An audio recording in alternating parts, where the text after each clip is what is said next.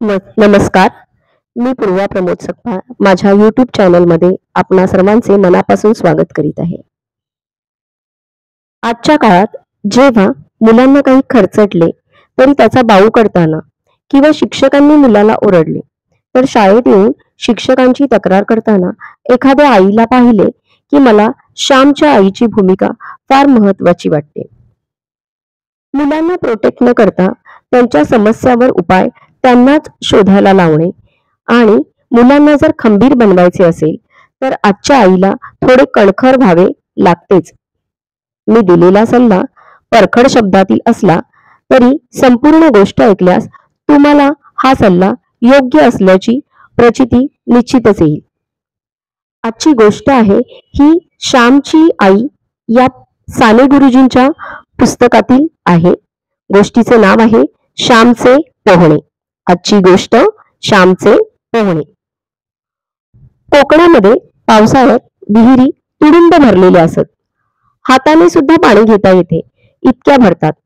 पावसाळ्यामध्ये पोहण्याची कोकणात मौज असते. नवीन मुलांना यावेळेसच पोहावयास शिकवतात. नवशिकेच्या कमरेला सुखड बांधली जाते आणि त्याला विहिरीत ढकलून पोहायला शिकवले जाते. सुखड म्हणजे आजच्या काळातील फ्लोएट. दुसरे पोहत असले म्हणजे मी मजा पाहावयास जात असे, परंतु स्वतः मात्र पाण्यात कधी गेलो नाही. मला फार भीती वाटे. आमच्या शेजारची लहान लहान मुलेही धडाधड उड्या टाकीत, परंतु मी मात्र भित्री भागूबाई. ढकला रे श्यामला असे कोणी म्हटले की मी तेथून पोबारा करीत असे. माझी आई पुष्कळ वेळा म्हणे, अरे श्याम पोहायला शिक, ती लहान लहान मुले पोहतात आणि तुला रे कसली भीती. तुला बुडू का देतील इतके सारे जण. उद्या रविवार आहे, उद्या पोहायला जा, तो बाळू तुला शिकविल, नाहीतर भाऊजींबरोबर जा. अरे उठल्या बसल्या आपले विहिरीवर काम. इथे का पुण्या मुंबईचे नळ आहेत, पोहावयास येत असावे. मुली सुद्धा पोहायला शिकल्या.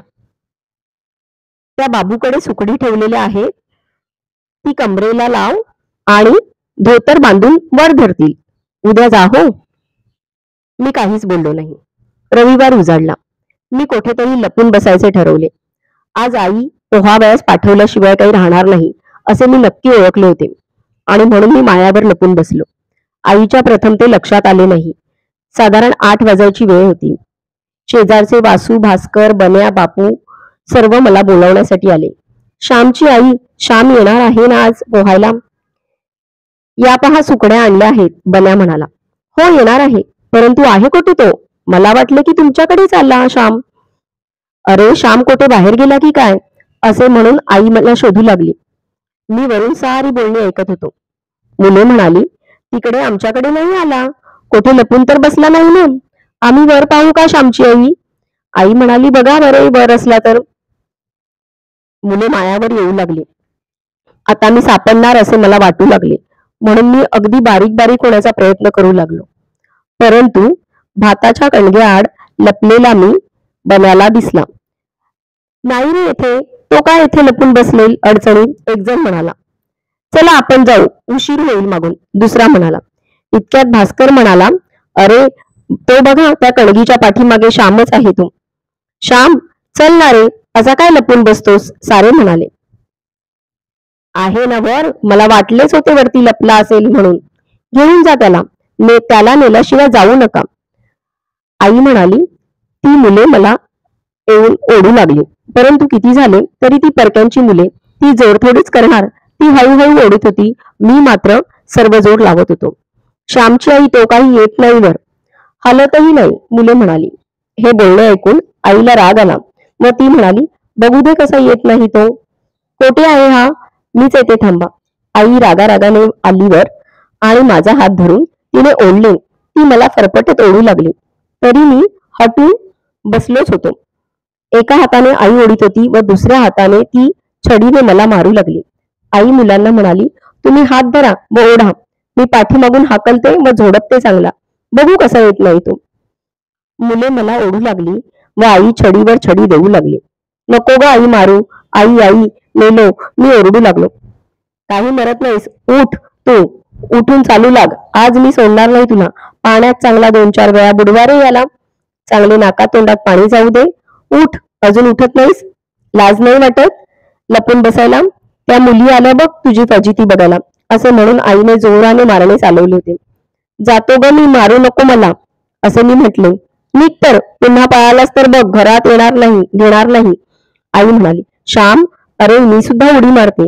परवा गोविंद काकांनी मला खांद्यावर घेऊन उडी मारली, मज्जा आली होती त्यावेळी. वेणू म्हणाली, सोडा रे त्याचा हात, तो येईल हो श्याम. अरे भीती नाही, एकदा उडी मारलीस म्हणजे तुझा धीर आपोआपच चेपेल.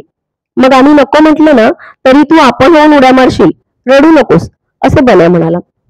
देवधरांच्या विहिरीवर वरवडेकरांचा बाळू व इतर तरुण होतेच. काय आज आला का श्याम? ये रे, मी सुकडी नीट बांधतो. हो, असे म्हणून बाळू वरवडेकराने माझ्या कमरेत सुकडी बांधल्या. विहिरीत खाली 2-4 जण चांगले पोहणारे होते. मी थरथर कापत होतो. मार बघू नीट आता उडी, बाळू म्हणाला. मी आत डोकवावे, पुन्हा मागे यावे, पुढे होई, पुन्हा मागे, नाक धरी, पुन्हा सोडी, असे माझे चालले होते. भित्रा, वेणू तू उडी मार, म्हणजे मग श्याम मारील, वेणूचा भाऊ म्हणाला. वेणूने परकराचा काचा मारून उडी मारली. इतक्यात एकदम मला कोणीतरी मागून लोटून दिली. मी ओरडलो, आई ग, मेलो. पाण्यातून वर आलो, घाबरलो. पाण्यातील मंडळींच्या गळ्याला मी मिठी मारू लागलो. ते मिठी मारू देत नाहीत.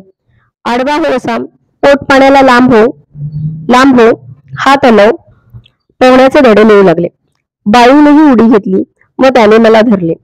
माझ्या पोटाखाली हात घालून तो मला शिकवू लागला. घाबरू नकोस, घाबरला म्हणजे लवकर दम लागतो. एकदम कडेला धरावयास नको बघू, अगदी जवळ गेल्याशिवाय कडा धरू नकोस.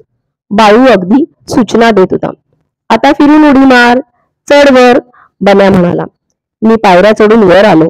नाक धरले, पुढे मागे करत होतो, परंतु टाकली एकदाची उडी. शाब्बास रे श्याम, आता आलेच पोहणे, भीती गेली की सारी आले. बाळू म्हणाला. त्याने मला पाण्यात धरले, मग आणखी शिकवले. आता आणखी एक उडी मार, म्हणजे आज पुरे, सारी मुले म्हणाली. वर येऊन मी उडी टाकली. बाळूने न धरता थोडा पोहलो. माझ्या कमरेला सुकडी होत्या म्हणून बुडण्याची भीती नव्हती. माझा धीर चेपला, पाण्याची भीतीही गेली. आम्ही सारे घरी जाण्यास निघालो. मुले माझ्या बरोबर मला पोचवण्यास आली. बन्या म्हणाला, श्यामची आई, श्यामने आपण होऊन शेवटी उडी मारली, मुळी भयाला नाही आणि सुकडीवर थोडे थोडे त्याला पोहताही येऊ लागले. बाळू काका म्हणाले, श्याम लवकरच शिकेल चांगला पोहायला. अरे पाण्यात पडल्याशिवाय, नाकातोंडात पाणी गेल्याशिवाय भीती जात नाही. श्याम, डोके चांगले पुस, आई म्हणाली. मुले निघून गेली. मी डोके पुसले आणि कपडे बदलून घरात जरा रागावून बसलो होतो. इतक्यात श्याम, अशी आईने गोड हाक मारली. मी आईजवळ गेलो व म्हटले, काय? आई म्हणाली, ती दह्याची वाटी घे, आत दही ठेवले आहे ना, तुला आवडते ना म्हणून तुझ्यासाठी ठेवले आहे. मला नको, जा, सकाळी मार मार मारलेस आणि आता दही देतेस. मी रडवेला होऊन म्हटलो, हे बघ, माझ्या अंगावर अजून वळ आहेत. विहिरीतली इतका वेळ पाण्यात पोहलो तरी ते वळ गेले नाहीत. ते वळ अजून आहेत, तोवर तरी दही नको देऊस. ते वळ मी इतक्या लवकर कसा विसरेन? आईचे डोळे पाण्याने भरून आले होते. ती तशीच उठली. तिच्याने भात गिळवेना. ती हात धुवून आली. आई तशीच जेवण पुरे न होता उठली. हे पाहून मला वाईट वाटले. माझे बोलणे आईला लागले का असे मनात आले. आईने तेलाची वाटी आणली व माझ्या वळांना ती लावू लागली. मी काही बोललो नाही. आई रडवेली होऊन म्हणाली, श्याम, तू भित्र आहेस असे का जगाने तुला म्हणावे? माझ्या श्यामला कोणी नावे ठेवू नयेत. श्यामला कोणी नाव ठेवू नये म्हणून मी त्याला मारले. श्याम, तुझ्या आईला तुमची मुले भित्री आहेत असे कोणी म्हटले तर तुला आवडेल का? ते तुला खपेल का? तुझ्या आईचा अपमान तुला सहन होईल? माझ्या मुलांचा कोणी अपमान केला तर मी सहन करणार नाही, व माझा कोणी अपमान केला तर माझ्या मुलांनी सहन करता कामा नये. असे असेल तरच मी त्यांची खरी आई व ते माझे खरे मुलगे. रागावू नको, चांगला धीट हो, ते दही खा व जा खेळ.